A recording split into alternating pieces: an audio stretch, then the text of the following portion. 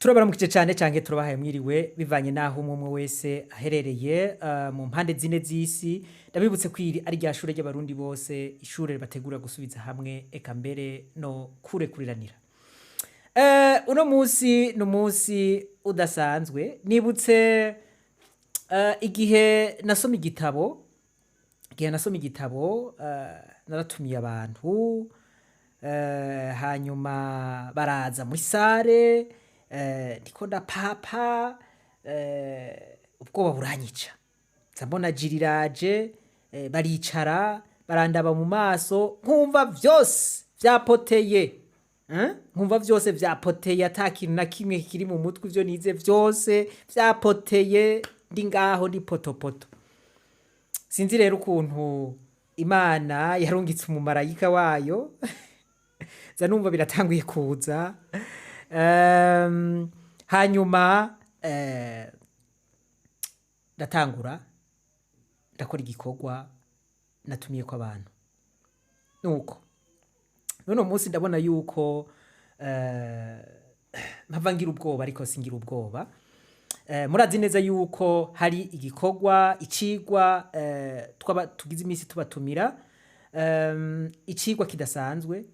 Mw'ico cigwa tuza kwerekana ukuntu twogaruza umunezero Satani yatunyaze. Ukuntu tubikora rero sinukundi, imbere yuko ntangura icigwa nyezina, reka ntangure kumbure ndabibutse ishure icarico. Kumbure abatatahura ishure ry'abarundi bose, tuvuze ishure ry'abarundi bose ico tuba tugombye kuvuga. Nuko tuvuze ngo ishure ry'abarundi bose, iciyumviro kugira ngo tugire ishure ry'abarundi bose cavuye mu ciyumviro ca Mutama Mandela, canke citation ya Mandela, ahavuga ngo the education is the powerful weapon that you can use to change the world. Rero ati inyigisho ni ikigwanisho gihambaye ushobora gukoresha mu guhindura isi. Voilà. Rero natwe twaciye dufatira kuri ico ciyumviro ciwe, turagira duti ivyo ari byo vyose, nimba mu Burundi twifuza gushika ku iterambere rirama, nimba hari aho twifuza gushika, reka dutanguze ico twokwita ishure ry'abarundi bose. Turiyumvira duti none abantu b'Ingozi tuzoja kubazana tubigishirize hehe? Abantu b'Igitega tuzoja kubazana tubigishirize muri sare, bizogenda gute?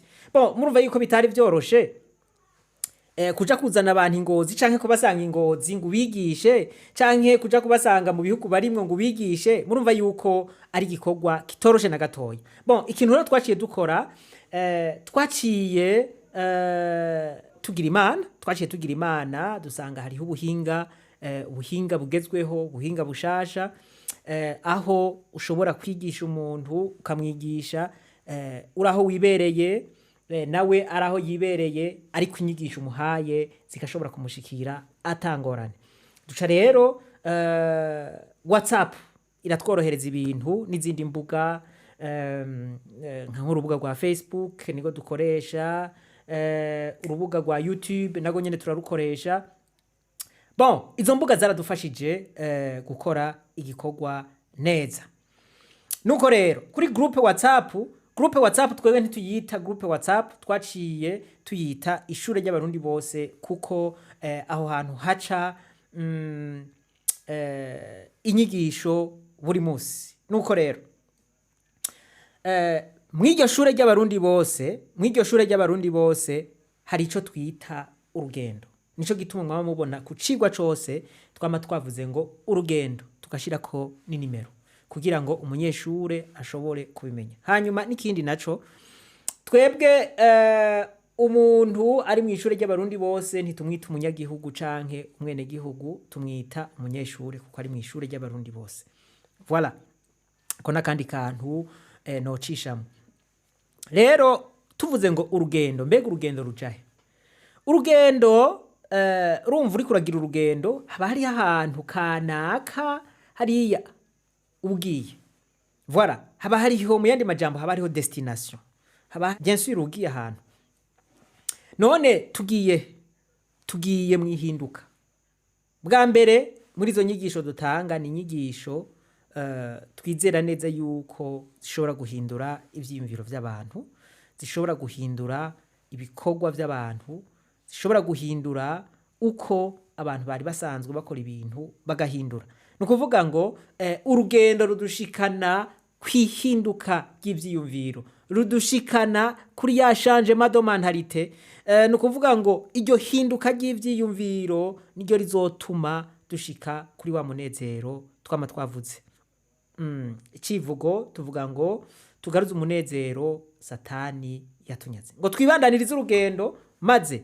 tugaruze umunezero satani yatunyaze ni ukuvuga ngo urwo rugendo dutegerezwa kurubandanya turiko turahindura ivyiyumviro turiko turatahura ukuntu tubayeho n'ukuntu twategerezwa kubaho mbega turiko tujahe voilà turiko tuja kuri wa munezero tugiye kugira ngo dushike kuri uwo munezero nuko tubanza guhindura ivyiyumviro nuko tubanza guhindura uko twari dusanzwe twiyumvira canke uko twari dusanzwe dutahura ibintu nuko rero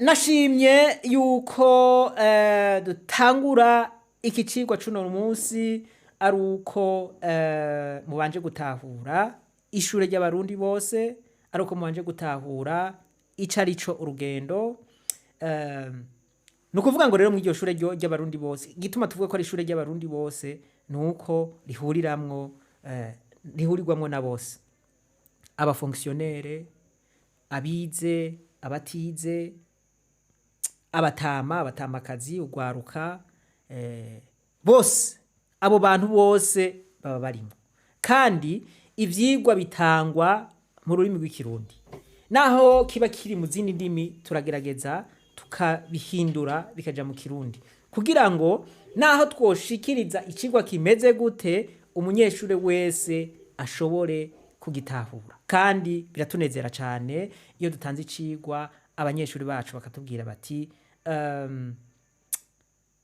twatahuye nuko rero reka tuduge kwijambo ry'uno munsi mwama mwumva twavuze ngo tugaruze umunezero satani yatunyaze mbega satani yaratunyaze umunezero koko ego cyane reka ndavyerekane reka nerekane ukuntu satani yatunyaze umunezero satani yatunyaze umunezero kuva kera ni ukuvuga ngo kuva tukicikukira satani yaratunyaze umunezero tukirose intaye yo kwikukira umuganwa atari umugani Rudoviko Rwagasore yarahejeje kuturonderera intaye yo kwikukira aragandagurwa agandaguwe Uburundi bwagize ikibazo gikomeye cyane Uburundi bwari butanguye kubura imfura Uburundi butangura kuja mu muzimagiza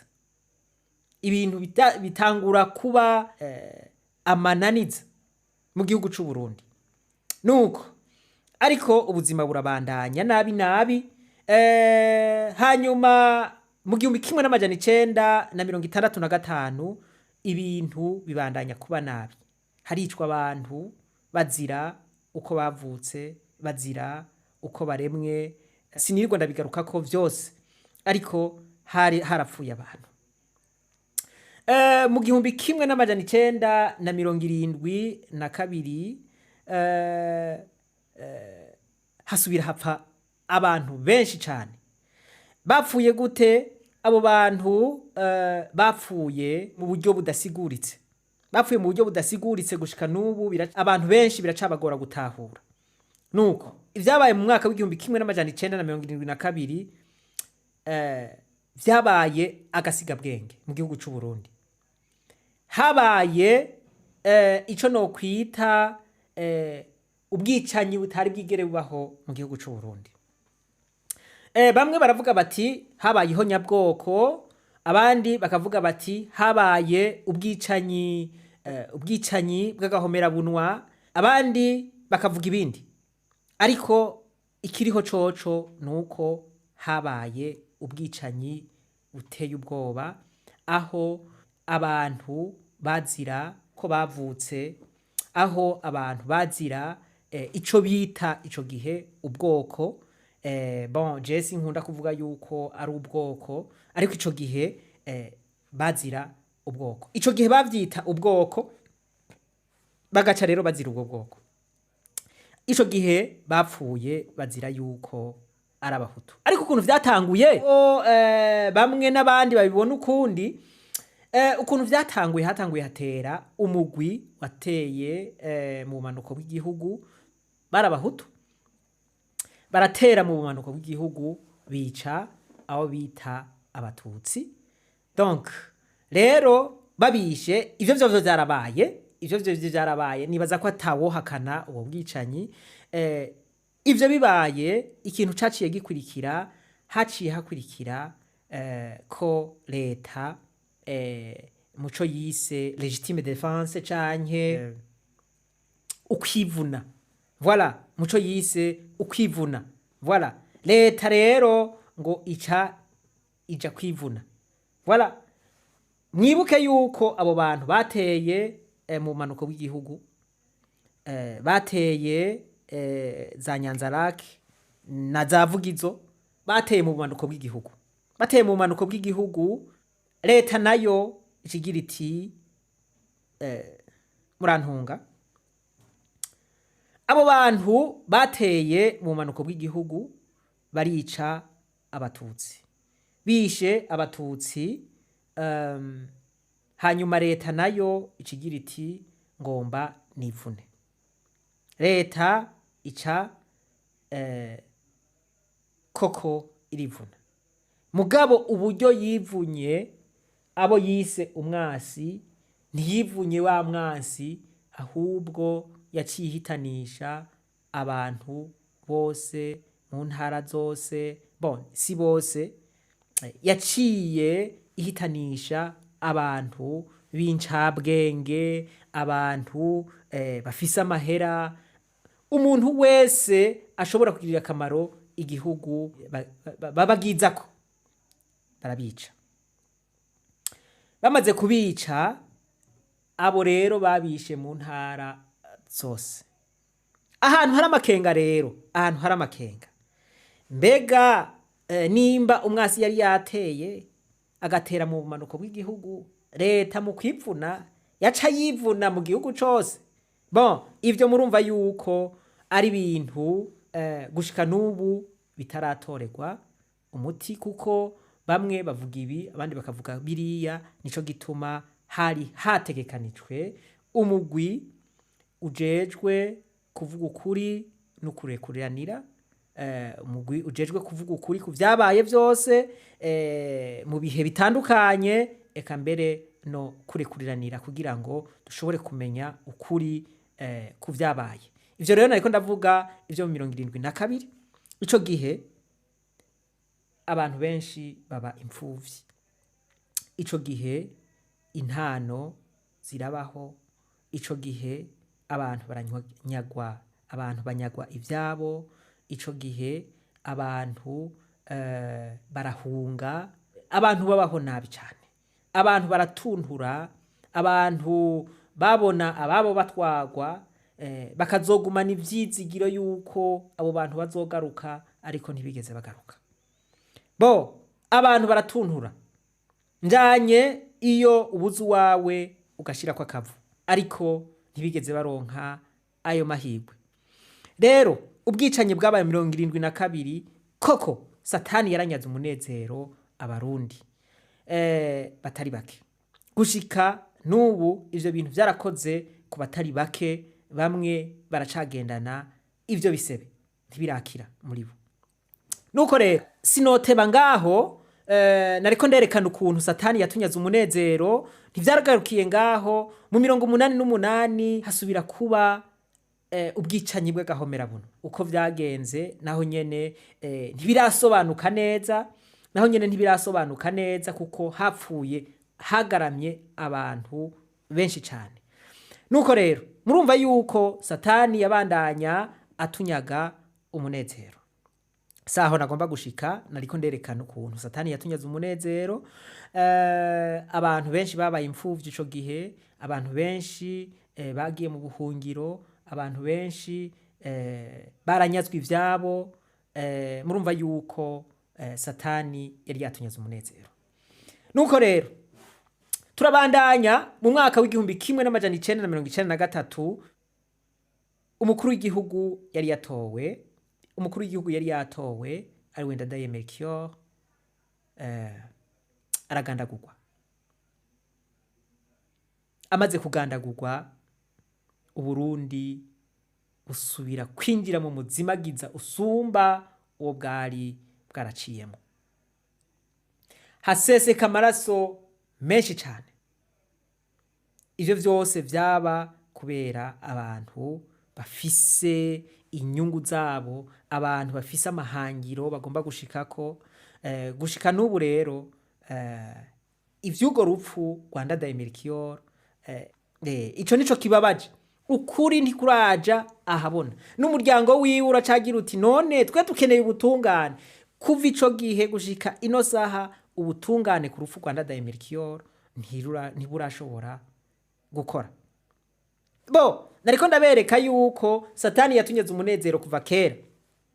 Ico gihe Ndadaye Melchior yapfa, harapfuye abantu batari bake, eka mbere ivyo bikaba vyatumye abatari bake baca bafata n'inzira ija mw'ishamba bagiye ku rugamba kugira ngo bahabuze demokarasi yari iciwe umutwe. Nuko abo nabo utanka baja ku rugamba baragwana, hapfa abantu benshi cyane.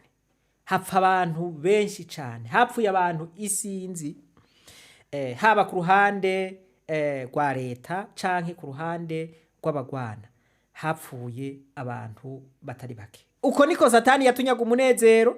Voilà. Hanyuma n'indwi 96 97 naho nyene haba ubwicanyi bukomeye cyane. Ubwicanyi burabandanya. Hari ubwicanyi bwagirwa na leta, hari ubwicanyi bwakogwa n'imigwi igwana kugira ngo yemegwe, kwera kugira ngo bemere yuko bafise inguvu. Voilà, leta nayo ikica abantu kugira ngo nayo kumbure ivyo ikoze ibite kuri bamwe bariko baragwana.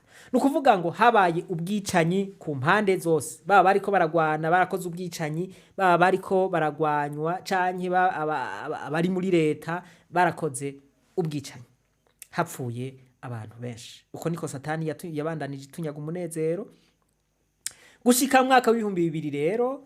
Nsubiye inyuma gatoya, ico gihe bamwe baravuga bati ni habi ibiganiro. Abo muri leta baranana baravuga bati ntibishoboka ko dushobora kugiranira ibiganiro n'imigwi yabicanyi. Imigwi ntibishoboka na gatoya. Ntidushobora kuganira n'abantu babasuma, abantu b'imigwi y'iterabwoba. Voilà, niyo terme bakoresha, abantu b'imigwi y'iterabwoba. Niko bavuga. Voilà, ntibigera bemera yuko arabagwanyi, ntibigera bavyemera ko arabagwanyi. Voilà, sinzi yuko akora akagwara, amareta yose ntiyigera yemera yuko abayagwanya arabagwanyi. Bavuga ngo nabasuma canke bavuga ngo ni migwi y'iterabwoba. Nuko Buyoya rero aranana ati jewe ntibishoboka, ariko araruha aragondozwa aja mu biganiro. Agondojwe akaja mu biganiro. Ivyo biganiro vyarabaye igihe kirekire, ariko birateba birashika ku masezerano. Amasezerano y'Arusha ayo yabaye mu mwaka w'ibihumbi 2000. Voilà, habaye ayo masezerano niyo yatumye bamwe bari mu migwi igwana batahuka, bakava mu ishamba maze bakaza kubaka igihugu nabo. Voilà, bashitse ico gihe gomba gushira mu ngiro y'amasezerano y'Arusha. Ico gihe baca bacanga igipolisi, bacanga n'igisirikare. biba 50% 50% abahutu n'abatutsi. Nuko ico gihe bavuga bati okay, reka dushire abahutu ibice 50% n'abatutsi babe ibice 50%. Nuko ivyo bamaze kubikora niko guca rero haba leta y'imfatakibanza. Iyo leta y'imfatakibanza ikaba ariyo yaciye itegura amatora y'ibihumbi 2005. Amatora yaciye atsindwa n'umuhari CNDD FDD wari wabaye umugambwe. Nuko Perezida Petero Nkurunziza aba arabaye umukuru w'igihugu c'u Burundi. Abantu baravuga bati nukuri tugomba twinjire mu iterambere, tugomba tuje muri ya masezerano igihugu c'u Burundi cavugwa ko ya masezerano ko igihugu c'u Burundi kizoba igihugu c'amata n'ubuki, igihugu kizogenderwa n'abantu benshi, igihugu kizoba umuco w'isi, igihugu kizoba rutura, igihugu voilà ata murundi azosubira kumererwa nabi, umurundi azobaho neza. Voilà abantu baragira bati birakwiye, ubu turinjiye mu masezerano. Uwo mu president nawe yari mu president aje avuga Imana, yari mu president aje yerekana kabisa yuko ari umuntu w'Imana. Voilà abantu ntiwari kwiyumvira n'ikintu na kimwe gitandukanye n'ivyo. Voilà rero abantu bararindira ibikorwa biratangura, imigambi kandi yari myiza. Voilà iratangura irakogwa, kandi bwa mbere ntivyari vyoroshe kuko igihugu kivuye mu ntambara, kugitwara ntibiba vyoroshe. Igice ca mbere kirahera, manda ya mbere irahera, aho nta muntu barya ugwara. Mugabo umugwi FNL wari wasigaye mu ishamba, wari ukigira ibitero, ariko mu nyuma nawo nyene wararushe urava mu ishamba, urinjira mu gihugu, nawo uja mu gisirikare c'u Burundi, abandi nabo baja mu nzego. Nuko abandi nabo basubizwa mu buzima busanzwe. Mu mwaka w'ibihumbi 2010 bitaragera, mbere y'umwaka w'ibihumbi 2010 ikintu habaye ikintu kibi cane mu butegetsi bwa Petero Nkurunziza, aho hapfuye abantu batari bake, abantu barabugwa irengero, abandi barasinzikarizwa ubuzima, abandi batogwa ari biziga, bagatogwa mu nzuzi, bagatogwa ku misozi, bagatogwa batekeye mu magunira. Abo rero ntibari bandi, nabo bari aba FNL. Uwo wari umugambi bise pra safisha. Abarundi baragira bati noneho igihugu kirasubiye mwirinde. Abarundi basubira kugira ubwoba, abarundi bakagenda batiyumvira yuko bagaruka kubera ibihe bari basubiye kubona. Nuko ibihe rero birasubira biraba bibi mu gihugu c'u Burundi. Abantu batangura kuza baranyuruzwa, hagenda umwe, abantu baricwa gose. Iperereza ririca abantu, iperereza riranyuruza abantu. Ivyo Imana ishimwe ko ubuhinga bwa none bwaje, abantu bakaza baratanga amakuru ku buhinga ngurukana bumenyi, inkuru zigasha zimenyekana, hishwe abantu batari bake. Nuko rero mu mwaka, murumva yuko satani yaguma atunyaga umunezero. Mu mwaka w'ibihumbi 2014 umukuru w'igihugu Petero Nkurunziza, murumva yuko yagomba atware ikiringo kigira gatatu. Bamwe baravuga bati amategeko ntabimurekurira, abandi baravuga bati amategeko arabimurekurira. Hariho ukuntu babisigura kandi bikumvikana, kuko ingorane yari yabereye iyarusha. Ni kuvuga ngo iyarusha niho bari bagize uwo mutego, bawushira mu masezerano y'Iyarusha, kandi babibona.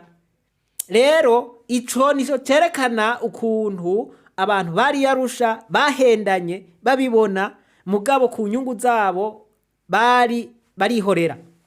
Ico rero kiza gusubira gutera ingorane mu mwaka w'ibihumbi 2015. Petero Nkurunziza ati nditoza kuko ndavyemererwa n'itegeko. Yari afise n'abanonosoye amategeko bavyerekana neza bati itegeko rivuga ukuntu kandi ivyo bavuga vyari vyo. Voilà. Abandi nabo banka ico kiringo ho kiba, ivyo berekana vyari vyo nabo nyene. Iryo tegeko rero ryarimwo akanenge. Voilà. Petero Nkurunziza, Perezida Petero Nkurunziza arahanurwa n'abatari bake bati ico kiringo ntukijemwo, ico kiringo ntugitware, kuko niyo wagitwara gishobora gutera ingorane zitari nke mu gihugu c'u Burundi. Mugabo Perezida Petero Nkurunziza ararya umutima amenyo, araryumako, aruhuka abigize. Ico gihe n'iperereza, ujejwe iperereza yaramwandikiye aramwereka ingorane zishobora gushika mu gihe yobirengako agatwara ikiringo kigira gatatu.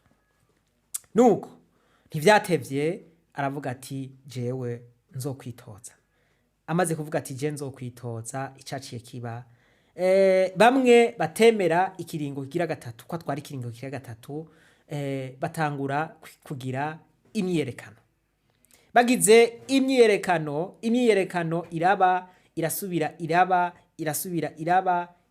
iraba, kuko ivyo bavuga barabisigura ukumva birumvikana. Abari muri leta nabo bari ku ruhande rwa Nkurunziza, ivyo basigura nabo nyene warumva yuko vyumvikana. Ariko icabaye aho kubandanye ya myiyerekano, baciye bategura ihirikwa ry'ubutegetsi, coup d'etat. Ico kintu catumye na vya bindi vyose bariko babigira mu mategeko, ico kintu catumye bica bisambura vyose, bica vyonona vyose.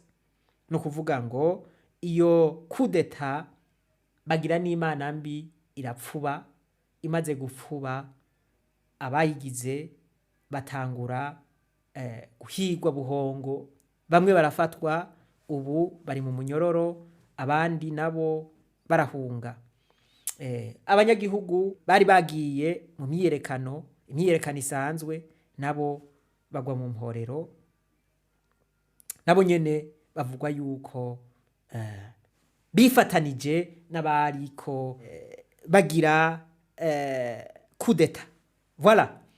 Ivyo bimaze kuba, abantu batari bake barahasiga ubuzima, abantu batari bake barahunga, abantu batari bake barasinzikarizwa ubuzima, abantu batari bake baricwa n'ubwoba, igihugu kija mu kajagari, igihugu gifatirwa ibihano, igihugu gisa n'icugaye, igihugu nticasubira kuronka n'imfashanyo, abantu ubukene burabica, abantu baratakaza ivyizigiro vy'akazoza. Umukuru w'igihugu w'ico gihe ariwe Petero Nkurunziza ntiyasubira no gusohoka igihugu. Bamwe mu bari bagize iryo hirikwa ry'ubutegetsi baragiye hanze, niyo bari, no kuvuga ngo baca bagenda hariya, bavuga bati ibintu mu Burundi biracika, ibintu bimeze nabi mu Burundi, za mfashanyo zirugagwa, Uburundi buboneka nabi. Abari mu gihugu nabo bati mwanguha, dutegerezwa kubaronka ngaha, ahubwo muze mudusigurire igituma mwagize igituma mwagomvye kugira ihirika ry'ubutegetsi, kandi mwari kubicisha mu nzira zizwi n'amategeko. Nimuze ahubwo muje imbere y'ubutungane. Nuko rero ico gihe ntivyari vyoroshe, ico kiringo ca gatatu cararangiye mugabo kirangira nabi cane, igihugu kimeze nabi.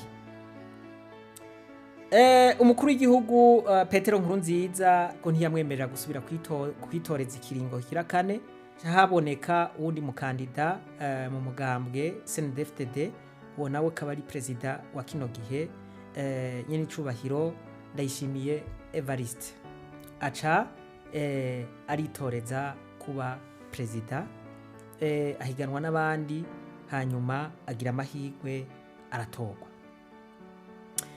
Amaze gutorwa hari mu mwaka w'ibihumbi 2020, ico gihe umukuru w'igihugu wahoze ari umukuru w'igihugu c'u Burundi Petero Nkurunziza aba aritavye Imana, hanyuma perezida Ndayishimiye Evariste aca atangura amabanga.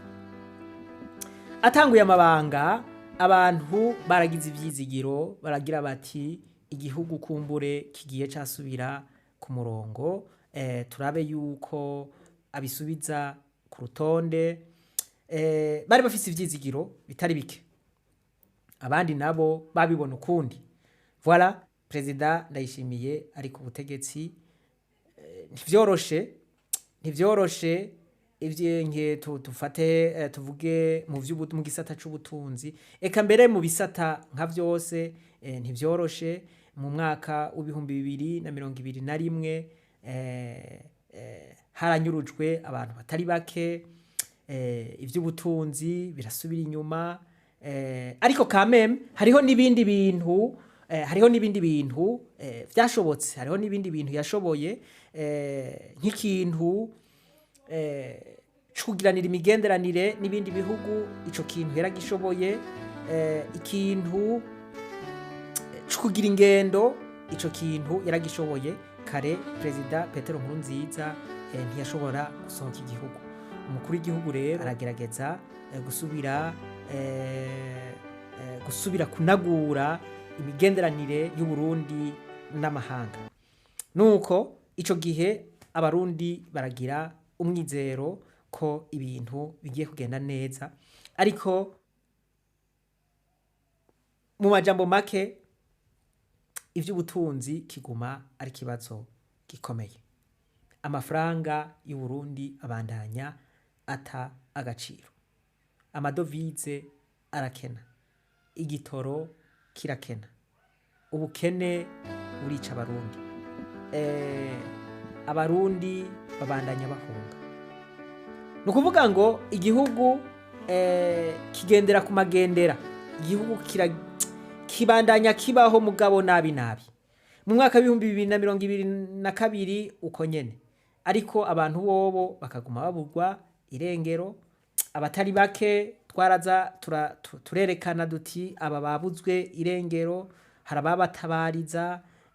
Abo bantu ntibigera berekanwa iyo bagiye, bamwe batogwa ari biziga, abandi nabo bakagenda mazima yongo. Umukuru w'igihugu wenyene araruha, arivugira yuko barushe, bahavuye basanga hariho akagwi k'abantu kanyuruza abantu n'abajejwe umutekano. Ivyo yavyemeye abantu bamaze igihe kirekire basemerera bati abantu baheze, abantu baguma banyuruzwa, abantu baguma bagirirwa nabi. Nawe arateba aravyemera, kandi n'umugwi ujejwe agateka kazina muntu waremeje yuko abantu banyuruzwa. Ariko kuva ico gihe gushika nino saha ntiturabona abantu banyuruza abantu bavuga bati babafashe, reka babashire imbere y'ubutungane, reka babacire imanza zibabereye. Ivyo ntavyo turabona. Sinzi, nshobora kuba ntabikurikiranye neza, ariko ntavyo ndumva, ntavyo ndabona. Nuko rero ibintu birabandanya gushika n'ubu, ibintu biracabandanya gushika nino saha, abantu babandanya banyuruzwa gushika ubu. Ubutunzi bw'igihugu ntako bwifashe, novuga yuko mu bisata byose by'igihugu byose bigenda ku magendera. Ni ukuvuga ngo mu ndero indero yarasubiye inyuma ku rwego rwo hejuru.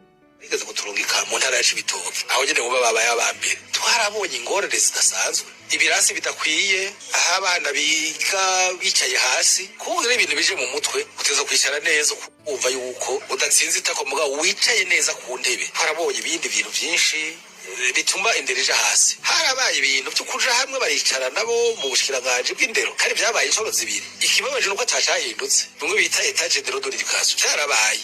Barabona yuko ibintu byagenze nabi, byayangaye. Twebwe ico twosaba nuko bugarura impede kuko mengo yaramaze kurenga umusozi. Ubutunzi bwarasubiye inyuma cyane gushika yaho kino gihe bivugwa yuko turi abambere kw'isi bakenye. Igihugu c'u Burundi nico ca mbere kw'isi kikenye. Parasembiri bikurikiranira hafi ku munsi.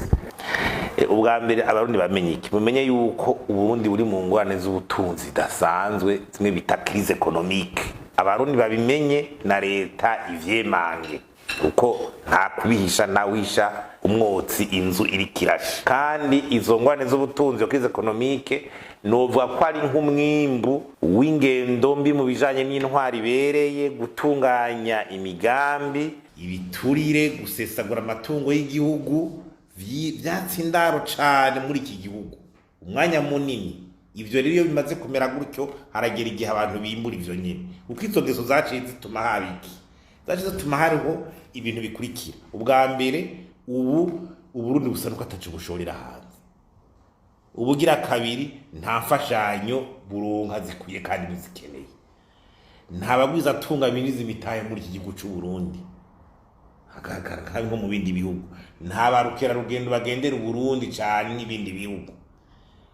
Ukaraba nta wundi ufise uburyo bwo kwemererwa kwa kanideni hanze mu bihugu byo hanze kugira ushobore kuronka imfashanyo.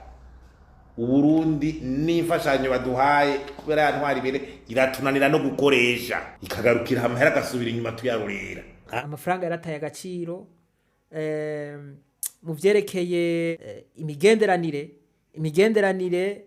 yahavuye isubira gutosekara. Ubu igihugu c'u Burundi n'igihugu c'u Rwanda imigenderanire ntiyifashe neza, naho Uburundi bufitaniye imigenderanire myiza n'ibindi bihugu. Mugabo igihugu c'u Rwanda coco hagati y'u Burundi n'igihugu c'u Rwanda ubu imigenderanire ntiyifashe neza. No kuvuga ngo abashomeri bariyongeye, bamwe bararuha bariranda, baja mu bihugu bibanyi canke ibihugu vya kure, bagiye kurondera ubuzima, bagiye kurondera ukuntu bobaho, bagiye kurondera akarusho. Nuko novuga yuko mu bisata nka vyose ibintu bitifashe neza. Ivyo rero nibaza yuko atari ibintu vy'imbeshere, sinohava ndababesha, ibitari bike muravyibonera. No kuvuga ngo rero gushika ino saha turemeza yuko Satani yatunyaze umunezero, kanatsinda n'umukuru w'igihugu wenyene arivugira yuko igihugu c'u Burundi catewe n'amadayimoni. Igihugu c'u Burundi hejuru y'igihugu c'u Burundi hari impwemu mbi ituma ibintu bidashobora kugenda neza. Barundi twese dusere cyane twirukane idayimoni ibuze iterambere ry'u Burundi, kuko yabonetse akantu kose ko tuma dutera imbere hacazi izindi nguvu ntazi zica zibuza. Mu butungane ibintu vyarayangaye, no kuvuga ngo akarenganyo kariho nako ku rwego rwo hejuru. Tubasabe initeka, murabona yuko ubutungane bwabaye ndanse. Mu majambo muza kudutekerera ndabinginge, muze kutubwira ivy'ubutungane,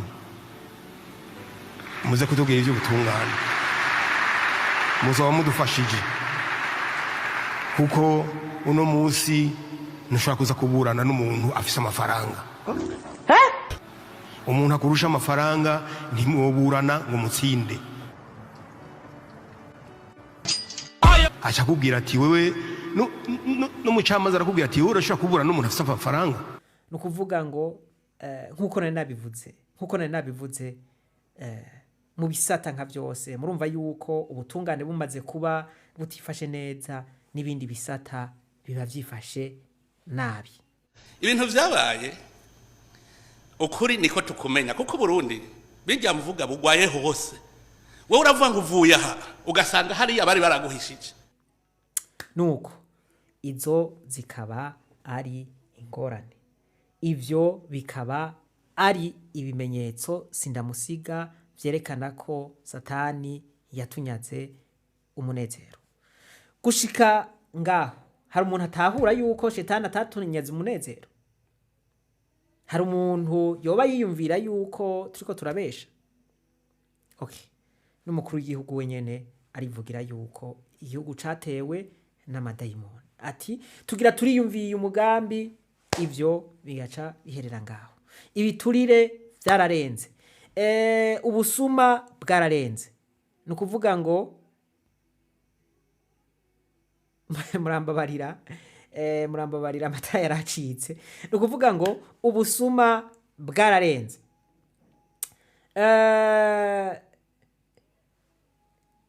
Kugirira nabi abantu vyararenze urugero. Vyararenze igipimo. Nukuvuga ngo mu gihugu cy'u Burundi akarenganyo kararenze. Ugize nabi ni usanga yidegemvya, uwagiriwe nabi ni usanga mu gasho. Donc aho ni kuri ku ruhande rw'ubutungane. Ivy'ubutunzi twabirenganye, ivy'uko ata mafaranga y'agaciro ariho, ivyo twavyihojeje, ivy'uko atagitoro kiriho, ivyo twavyihojeje, ivy'uko atamuyaga nk'uburiho, ivyo twavyihojeje, ivy'uko internet kugira ngo umuntu ashobore kugurura aka message bamuhaye kuri WhatsApp canke audio ziba ingorane zikomeye. Nukuvuga ngo internet mu gihugu cy'u Burundi ngira ngo nico gihugu ca mbere gifise internet imeze nabi. Nukuvuga ngo ivyo vyose ni bimenyetso vyerekana yuko Satani yatunyaze umunezero. Ahandi ivyo ntibibaho. Nuko rero ubu mpejeje kwerekana ukuntu Shetani yatunyaze umunezero mu vya politike, Satani yaratunyaze umunezero mu vy'ubutunzi, Satani yaratunyaze umunezero mu vy'imibano, Satani yaratunyaze umunezero. Nukuvuga ngo ubu impunzi z'abarundi ni nyinshi. Impunzi z'abarundi ubu zababa hafi igice c'umuriyoni. Voilà, hariho abahunze ivyo kugirirwa nabi canke imvo za politike, abo barahunze bari mu buhungiro, ariko hariho nabandi bagenda kumvo zukubura ukuntu babaho, hanyuma bashitse muri ivyo bihugu bagaca bideklara ko ari impunzi. Nukuvuga ngo abo bose tubaharura ko ari impunzi. Kuko yaba bimeze neza mu gihugu cabo ntibaba bari mu buhungiro. Nta gihugu c'ubuhungiro kiba ciza. Naho wowe uri buraya mu gihe umaze kwitwa impunzi hariho uburenganzira utabufise nk'umwene gihugu waho hantu. Ivyo byose rero bigaragaza neza yuko Satani yatunyaze umunezero. Izo rero zimaze kuba ingorane, muti twozitorera umuti gute? Ico rero nico cigwa cuno munsi hanini gishingiye ngaho. Muti ni gute twotora umuti w'ivyo bibazo vyose? Ubukene, abantu bari mu busho bapfungiwe, imvo za politike canke bapfunzwe kukarenganya, abantu bari mu buhungiro, ni gute amadovize yoboneka? Ni gute amafaranga y'u Burundi yogira agaciro? Ni gute ibibazo vya politike vyotora umuti? Ni gute ubwo bwicanyi bwohagarara? Ni gute ubutunzi bw'igihugu bwo kwisununura? ni gute igihugu c'u Burundi cotera imbere, ni gute abarundi bosubiza hamwe, ni gute. Ivyo rero uno munsi nivyo tugomba tuganireko. Imbere yuko ntangura kwerekana umuti, ibibazo nkamwe n'ivyo, ibibazo mu gihe igihugu gifise ivyo bibazo, hariho inzira zitatu, hariho uburyo butatu ivyo bibazo bishobora gukemuka. Uburyo bubiri ukemuye ivyo bibazo bikemuka nabi, ni bake bashobora gukemura gutanga umuti, ni bake bashobora gutanga inyishu zirama bakoresheje ubwo buryo bubiri. Muti ubwo buryo butatu n'ubwahe? Ubwa mbere hariho uburyo bw'intambara. Voilà, uburyo bw'intambara mu gihe abantu babona yuko atayindi nzira bashobora gukoresha, mu gihe abantu babona yuko barenganijwe, mu gihe abantu babona yuko ibintu biriko biragenda nabi mu gihugu, bariyumvira bati reka dufate umuheto tukigaruze, reka tukigaruze umuheto. Voilà, hariho abashobora gufata umuheto koko igihugu bakagifata, ibintu bakabikora uko bavyifuza, mugabo ico gihe uwo ntibatanga, abo bantu ntibashobora gutanga umuti urama, batanga umuti w'imfata kibanza, batanga ibintu bitazorama. Ni ukuvuga ngo naho bashika kw'iterambere, iryo terambere ntirizorama.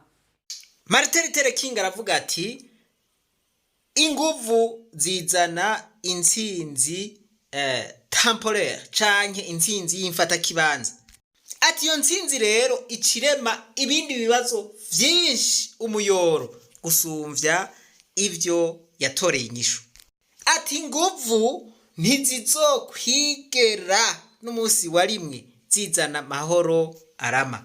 Aka kantu sinzi ko mwagatahuye yemwe, ntizizokwigera zizana amahoro arama. Iryo terambere ntirizorama, ntirishobora kurama, kuko bagize bati twebwe uko bigenda kose, twebwe dutegerezwa gushika kwihangiro ryacu. Ni ukuvuga ngo barakubita, nimba bakubita amabombe akagomba kajana abanyagihugu, igikuru bobo nuko bashika kwihangiro. Ico ni kimwe twavuga ya systeme ya Machiavellisme, voilà, Machiavellisme ivuga iti, ni ukuvuga ngo c'est la fin qui justifie les moyens. Voilà, wewe uburyo bwose wokoresha upfuye gushika kuri irya hangiro ryawe, ibindi navyo biribaza. Voilà, abo bantu rero naho bohagarara mu kibira bagakubita bombe i Bujumbura, igisagara cose kikubama, bagashikira ubutegetsi, bo bavuga bati okay, ivyo ntaco bidutwaye, igikuru nuko dushikiriye ubutegetsi. Voilà, naho inganda zotikira, naho imodokari zoturigwa, naho inka zokwicwa, naho amabarabara yobomogwa, bobo kenshi na kenshi ivyo ntubabarira, igikuru nuko bashikira ubutegetsi. Ariko rero hariho n'abandi ivyo batabigira, ariko bobo abari bake. Abo bantu ni bake bashobora gushikira ubutegetsi batabanje kwerekana inguvu zabo. Ni ukuvuga ngo babanza kugira ikintu cerekana yuko ari abahinga bahambaye. Ico rero kenshi na kenshi gitwara abene gihugu, kenshi na kenshi gitwara abanyagihugu.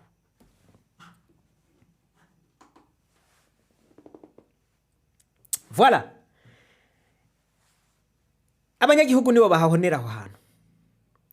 Ni ukuvuga ngo rero ubwo buryo bw'intambara burakoreshwa, abantu bagashika kwihangiro ryabo, mugabo naho bashika kuri iryo hangiro, murumva yuko inganda ziba zatikiye. Iyo rero ni inzira ikoreshwa, mugabo si inzira nziza. Hari uyifuza iyo nzira, hari uyifuza ko yokoreshwa, voilà aho muzogira ico mushikirije kuri iyo nzira.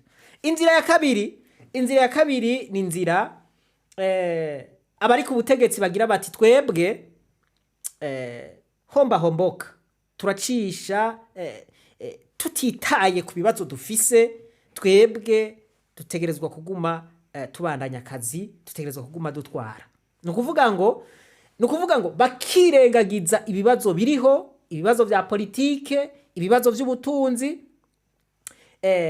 ntibagombe kwicara, ntibagombe ntibace bugufi ngo bashobore kwicarana n'abandi kugira ngo bige ivyo bibazo bihanamiye igihugu. Ni ukuvuga ngo bobo bagakubitamwo igitesi bati turakubitamwo igitesi tubandanye urugendo kandi turazi neza yuko ibintu bizogenda neza. Voilà. Aho rero ivyo ni nk'ibi biriko biraba. Ni ukuvuga ngo hariho ibibazo vya politiki kandi ibibazo bikomeye, ibibazo bisaba kwicara hamwe ariko kugira ngo bitore inyishu, ariko abari ku butegetsi bagira bati no, ivyo ntibishoboka, twebwe turafise ihangiro twifuza gushikako, turi ku murindi w'iterambere, ivyo ntimuturabe. Voilà. Ivyo rero ahantu ingorane iciba niyo yiyi baca bagira haca habura amafaranga y'agaciro kubera iki amakungu adasubira kubizera, haca habura no kuvuga ngo incabwenge zose zica zigenda. Dutahura igituma abaganga bariko baraja gukora mu bindi bihugu ku bwinshi.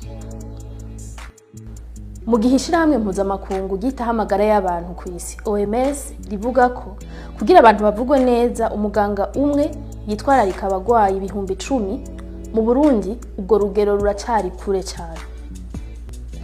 Dufatiye ku biharuro byo mu mwaka wa 2004, ni kuvuga hafi mu myaka 20 iheze, Uburundi bwari bufise abaganga 3 ku bantu 100,000. Mu 2017 ubwo rugero rwari rugeze ku muganga umwe ku bantu 100,000. Ivyo biharuro birerekana ko ibintu vyagiye birunyuka, hakongerekana abaganga bateye bagabanuka. Abaganga benshi bashima kuja gukora mu bindi bihugu aho vyo babigendeka gusumba. Ibiturire bikaba vyinshi, akarenganyo kakaba kenshi, ubwicanyi bukaba bwinshi, ibintu vyose bigacangana. Voilà. Iyo nzira nayo murumva yuko hariho umwanditsi akaba n'umuhinga mu vy'ubutunzi yitwa George Ergozi niwe avuga ati un problème politique est un problème économique sans solution. Naho mu gihe bimeze uko, naho woza n'abahinga mu vy'ubutunzi, abahinga bameze gute, mu gihe bimeze uko ntushobora guteza imbere igihugu ngo bikunde.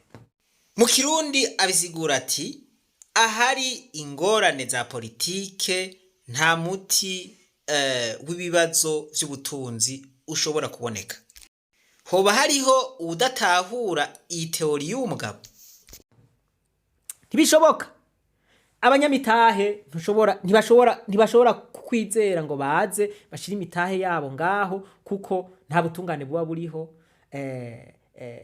baba batagufitiye icizere. Abanyamahanga bafise imitahe yabo ntibakiza mu Burundi, muca muja inama y'ingene murya amahera yabo ntaho baburana, muja inama ingene ngo nazana ry'amahera tubereke ingene duca tuyamuzuruma ntazoronka haburana, mukabija inama neza, nta munyamahanga akizana imitahe mu Burundi, muga mushaka iterambere.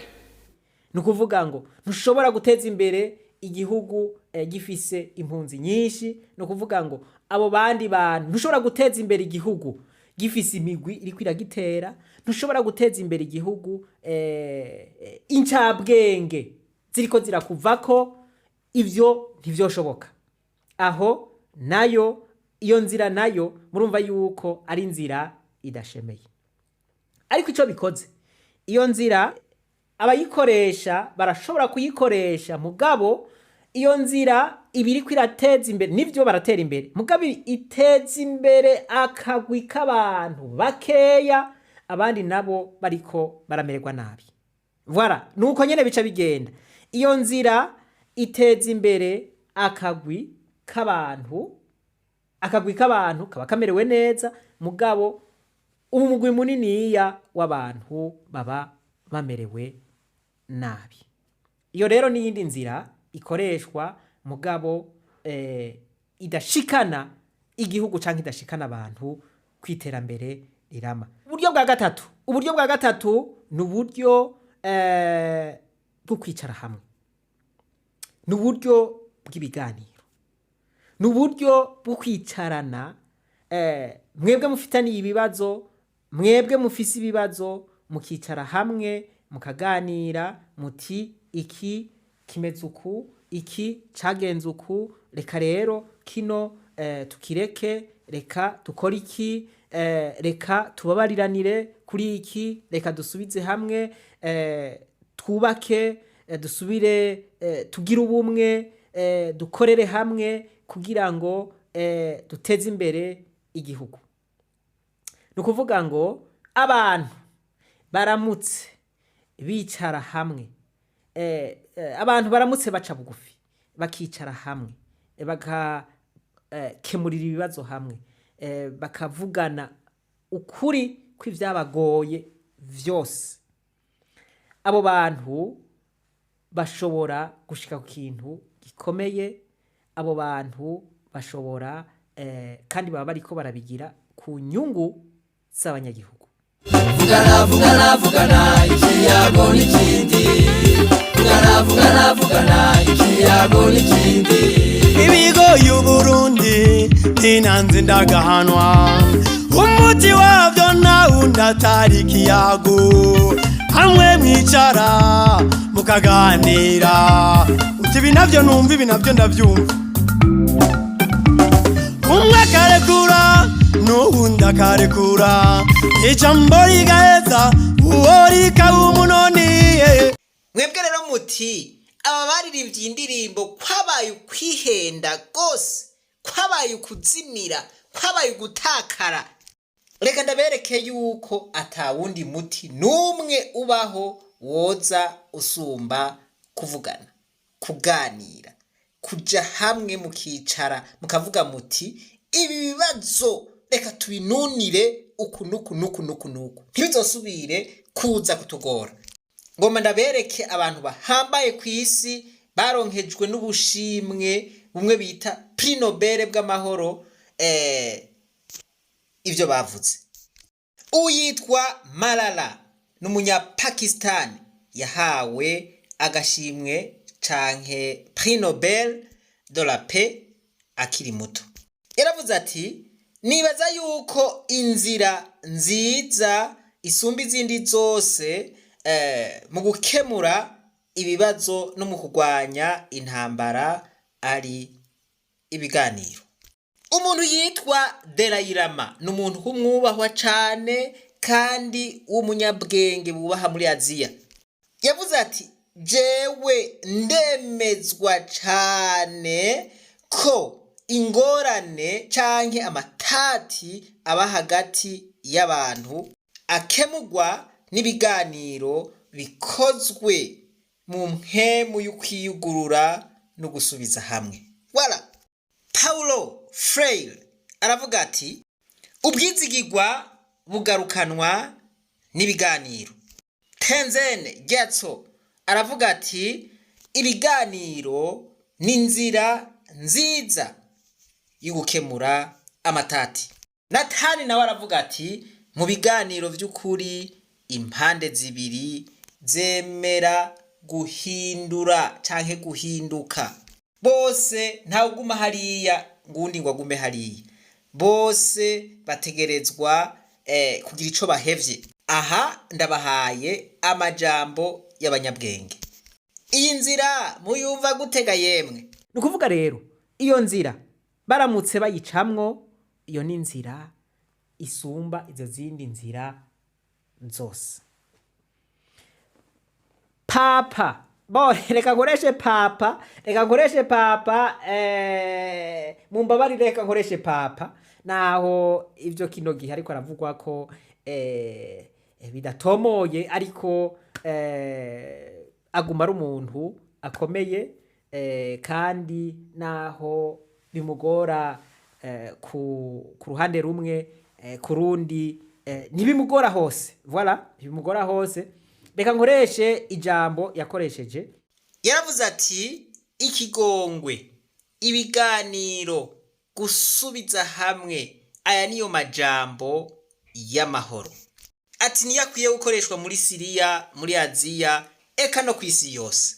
mu gihe abantu bafitaniye ibibazo baganiriye ivyo bibazo birangira neza kandi igihugu kikagira iterambere rirama. Mu birabire no mu muryango, mu gihe mu muryango habaye ugutatana canke habaye ugutata, mu gihe mu muryango habaye ingorane zitandukanye, abanyamuryango nta kindi kintu bakora, baricara hamwe hanyuma bakavugana ibibazo, bagasabana imbabazi, ubuzima bukabandanya.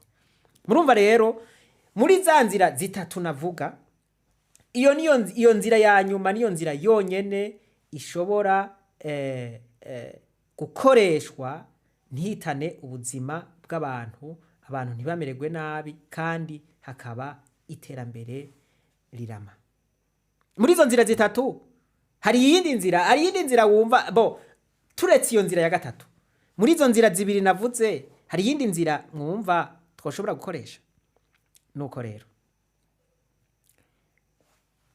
nagomba mvuge yuko ikintu conyene kizokiza igihugu c'u Burundi ni ca kindi twama tuvuga, ni nayo nkingi ya mbere y'ivyigwa dutanga, ni ukwemera guca bugufi. Umunsi twaciye bugufi tukavuga duti tugomba twicare hamwe, turabona yuko twagiraniye ibibazo, turabona yuko igihugu cacu kiriko kiraca mu bibazo bitoroshe, rero twemeye kwicara hamwe tuvugane ukuntu twotora inyishu. Uguca bugufi tukaganira niyo nzira yonyene ishobora kudushikana kwiterambere rirama, niyo nzira yonyene ishobora kudushikana kuri wa munezero twifuza. Hamwe mwicara mukaganira, uti ibi navyo numva, ibi navyo ndavyumva. Umwe akarekura n'uwundi akarekura, umwe akarekura n'uwundi akarekura. Iki nico bita session.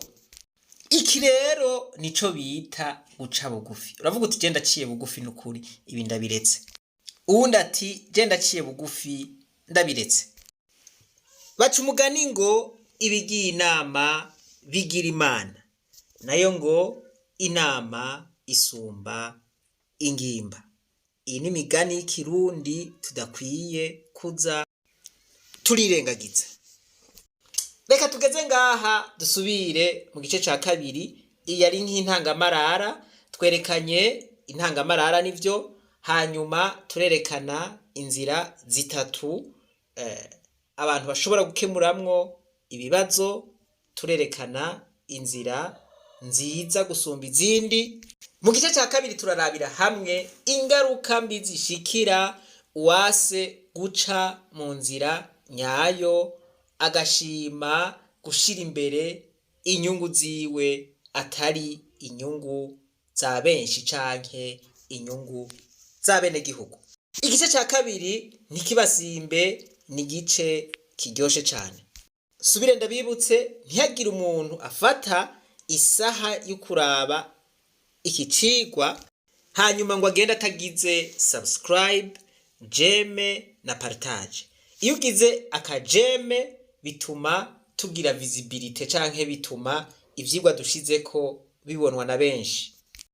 Naho rero mu gice ca kabiri dusubire tubasabe imbabazi cane kuva hasi gushika hejuru, kubona twari twababwiye yuko tubashikiriza icigwa ejo haheze saa moya z'ijoro, ariko tukaba tukibashikirije mu gitondo. Kuva amasaha y'ejo gushika ino saha twari tukiriko turakibategurira, kandi ndizera neza yuko kibashika kunyota. Komantere zanyu, ivyiyumviro vyanyu vyubaka n'ibintu nkenerwa cyane. Turakeneye ko muvuga aho muhagaze muri izi nzira zitatu. Ubu harageze aho umurundi wese agira uruhande ahagazeko. Nutaba uhagaze ku ruhande rw'ukuri, uhagarare ku ruhande w'ikinyoma, ariko ntubure aho uhagarara. Ntube ntaho mpagaze. Hariho abantu bitwa bantaho mpagaze, mana yanje, naho mu gice cya kabiri.